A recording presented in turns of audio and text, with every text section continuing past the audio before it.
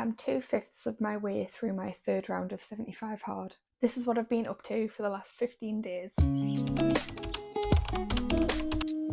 I'm going to do this video slightly different to my last update. Rather than going through every day, which did get quite repetitive when I watched it back when I was editing it together, I'm going to do an overview of each rule and tell you what I've been doing within that and how I'm getting on with it. A full breakdown of why I'm doing this is in my previous video. If you'd like a bit of an overview on that and I go into the rules of 75 hard in a lot more detail, please go back and watch that and then come back to this one. So let's get into it. So this is day 16 to day 30 of 75 hard. So one of the rules is that you have to take a progress picture every day. That's been going fine. I kind of do it when I'm getting ready in the morning so I don't forget. I've kind of just built it into that's what I do when I'm getting ready.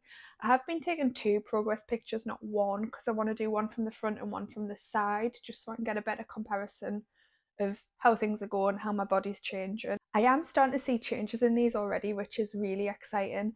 And if you've been here for a while, I did do a little bit of a weight loss series in the summer. So when you look at pictures from when I started that compared to where I am now, it is going really well. And I think I've lost maybe a stone in that time. Obviously there's Christmas being in the middle, so it did go up and then went back down again. But overall, over the last year, I'll put the graph on the screen. It is very much going down, which is really good. I'm really happy about that. Another rule of 75 hard is that you have to stick to a diet. So for my diet, I've picked a calorie deficit. So I have a set number of calories in the day that I can't go over. I do try to get close to it. Some days I'm a little bit under, some days I am quite close to it. Some days I hit it exactly. Just depends on what I'm eating that day, but we'll go into that a little bit more. So over the last 15 days, my most common breakfast has been a protein pot, sometimes with some fruit, sometimes on its own, just depends how hungry I've been on that day.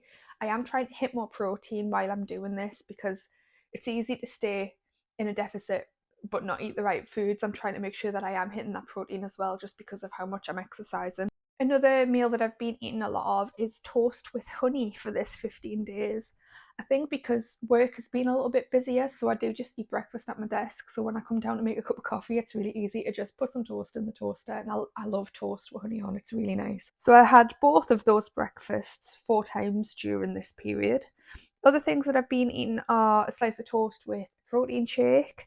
I had scrambled egg on toast one day over the weekend.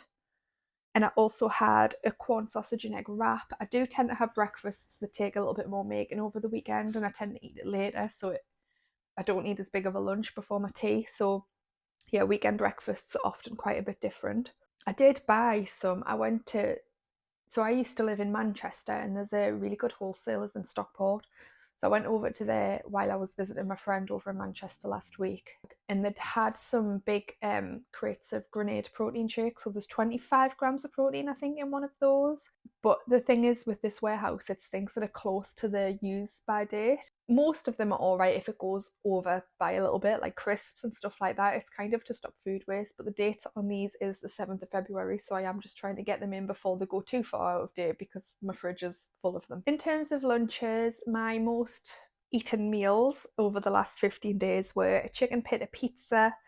I bought some of that in on one of our weekly food shops. I like having something where I can just have kind of the same thing every day and not really think about it. So I did have that 4 times until I ran out of the chicken.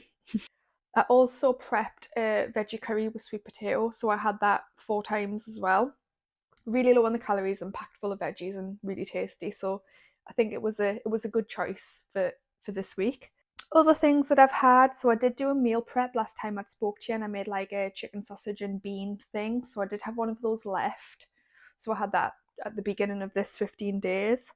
I had an egg mayo sarnie one day, a corn sausage and egg wrap. I do like those, so I had one of those for my lunch one day. Protein noodles and pop chips. So I did buy some protein noodles from Aldi. I don't think I would get them again. They've got a funny texture, and I think it's because they're higher in protein. I don't know if they're made with like, I don't know, they must be made with something different than normal noodles, but it was really good to just have as like a quick grab. I think we'd been on a long walk that day, and it was nice to just, I got in and I was really hungry. It was a 40-minute drive, and then we did a 5-mile walk and did the 40-minute drive home. So by the time I got back, I was starving. So I just grabbed that. It was really nice to just have something that you can grab and eat straight away. I also had bagel with eggs for one lunch. And I made a cheese and onion pie with phyllo pastry. It's a pinch of nom recipe, so it's quite low on the calories. And I had a little bit of that left over. I made it for my boyfriend's mum. We all sat and had that one night. So I had that the following day for my dinner. I love leftovers. And the big one, I went to Wagamama. It's my friend's 40th birthday coming up. Well, it's been now. And she wanted to go out for food. So I was like, I'm doing 75 hard. I need something with the calories on the menu. And I picked something that was on the lower side calories wise on the menu. So I thought I wasn't going to get much food, but actually it was quite big and it was really tasty. It was the first time I've been to Wagamama's. I would go again. I don't know why I've never been. I don't know why it's taken us this long to go there. Moving on to our teas. So we are currently getting HelloFresh. So hold on, let's count. We had 8 HelloFresh meals during this 15-day period. So we get 4 meals a week. Comes on a Monday. So we tend to just have that Monday to Thursday, then have something different on the weekends, unless we've got something on where we're doing something different, like when I made the cheese and onion pie. So that's nice. Really good variety. I was worried because my boyfriend just ordered it. We didn't really talk about it. And at first I was like, I'm not going to be able to do this while counting my calories. Like, it's going to just absolutely throw us off track. But actually there is quite a lot of low calorie choices on there. So I try to get them under 800, but some of them have been slightly higher than that, but then I just account for that with the rest of my day, so that's worked really well. And they are really nice. And then we've got the recipe cards, so once we're not going to keep paying for it when it goes up to full price, we've got it on offer. But then we've got the cards for if we want to repeat it. So it's just nice to try new things rather than being in the same rotation of meals every week. So that's been going really well. We do like an Asda pizza.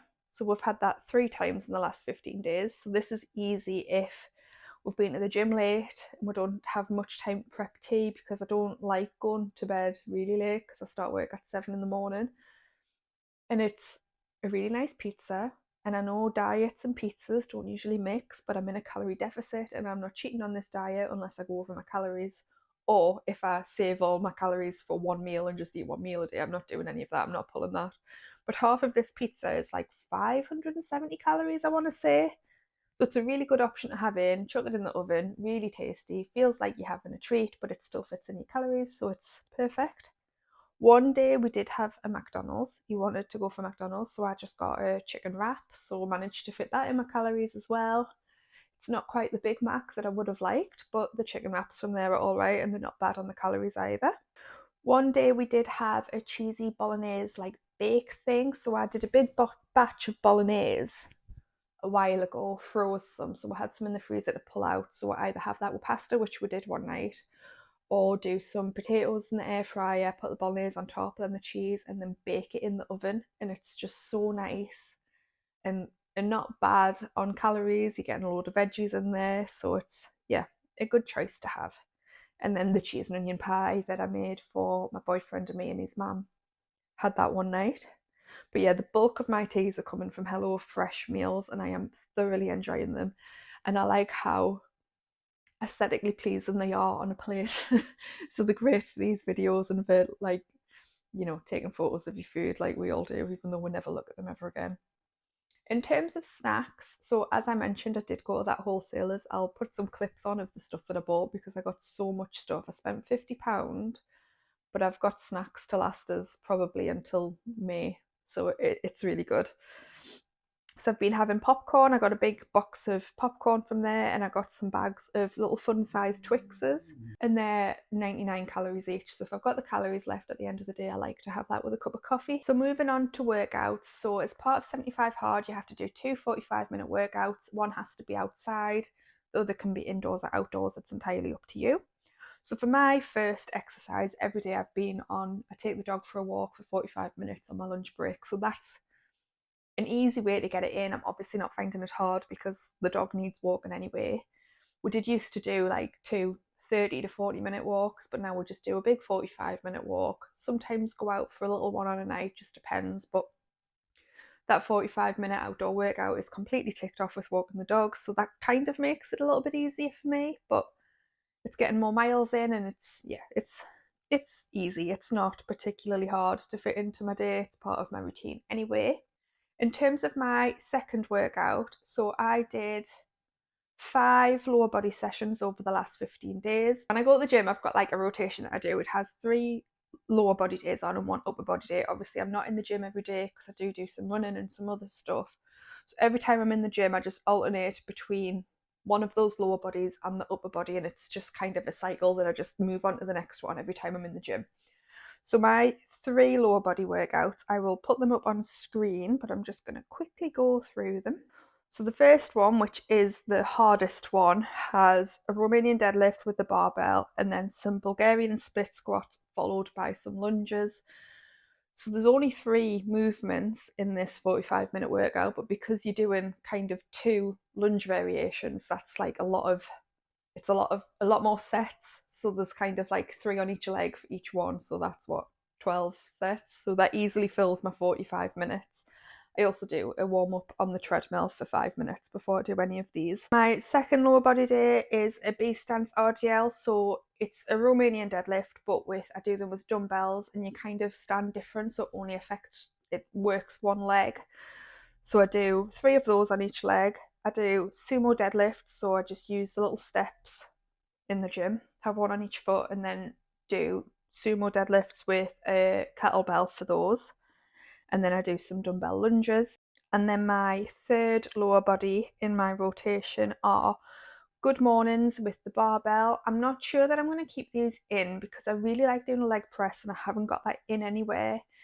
And I don't know if you've ever done a good morning, but it feels, for me to get the weight that I need for it to feel like it's working where it's supposed to work, it feels really scary to have a barbell on you and then lean forward. So I was doing those at 30, but I don't know, I'm just really worried about hurting my back.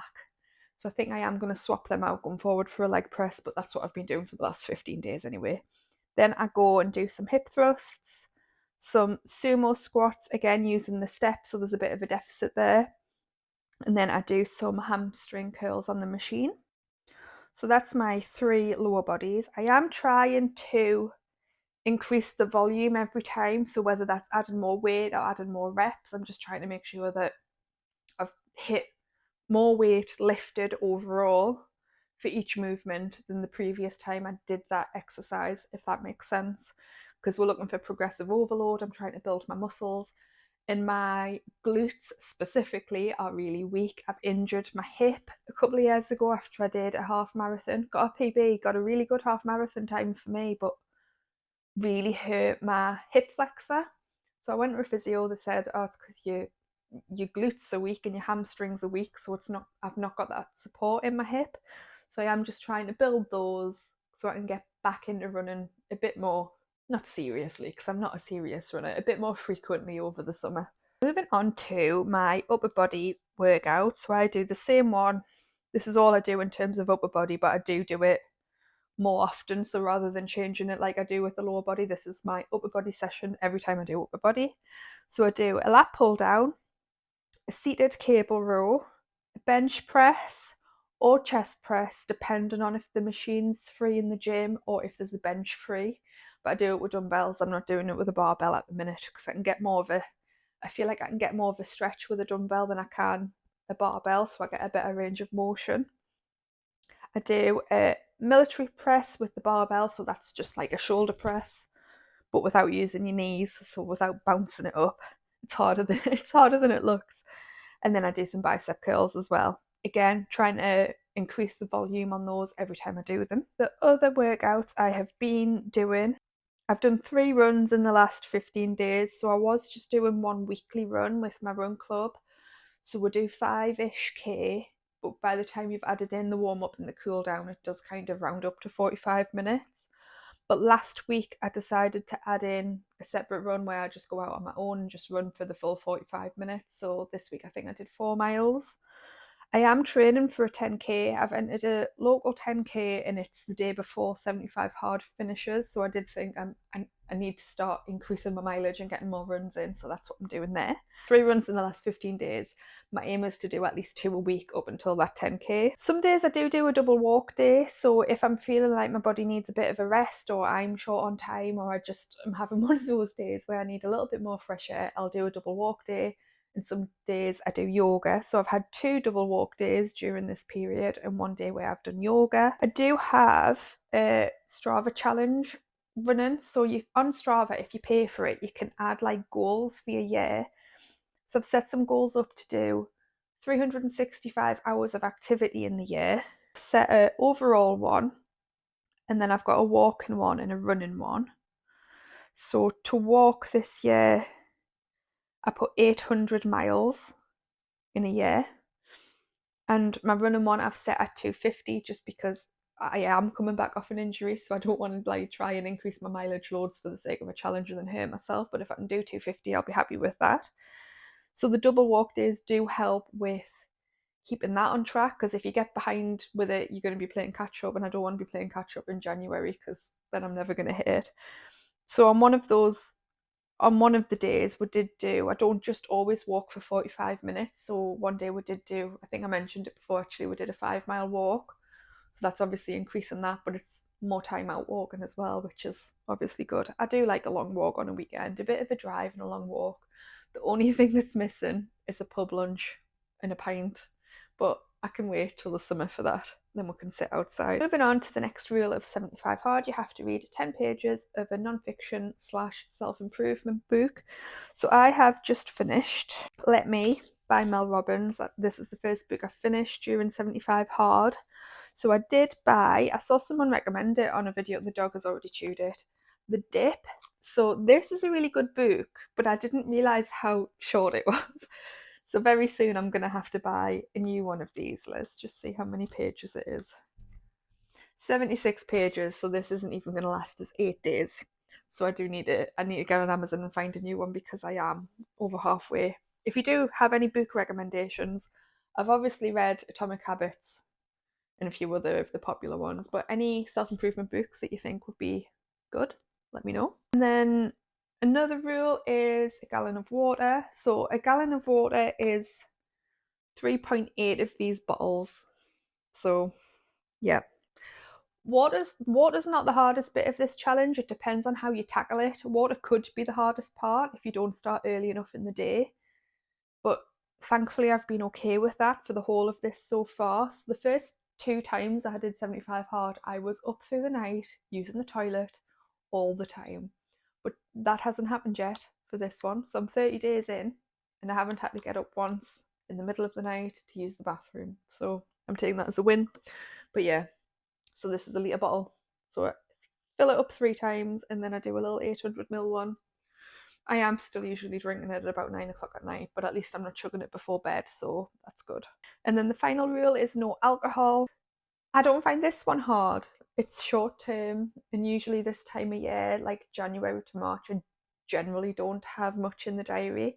So it's a good time to really knuckle down, and there's no birthdays or anything. Everyone that I know's birthdays are in the later part of the year, so it's, yeah, really easy. I don't even really think about it, to be honest. So there we have it. That has been day 16 to day 30, 75 hard. I will be back with another 15-day update, and by then I'll be over halfway through, so that's exciting.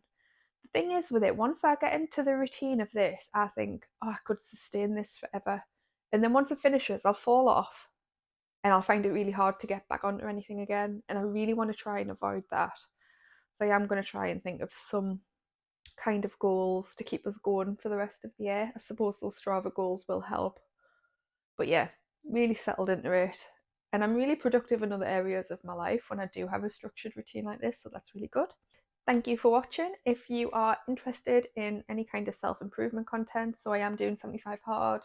I'm trying to improve my financial well-being as well as my physical and mental health. So if you are interested in that, please subscribe. Please do comment below with any book recommendations that you have, because I'm going to need probably another 3 or 4 before the end of this, depending on how long we are. Hopefully not any 80-page books, please, like longer ones if possible. That's it for this one. I'll see you next time. Bye.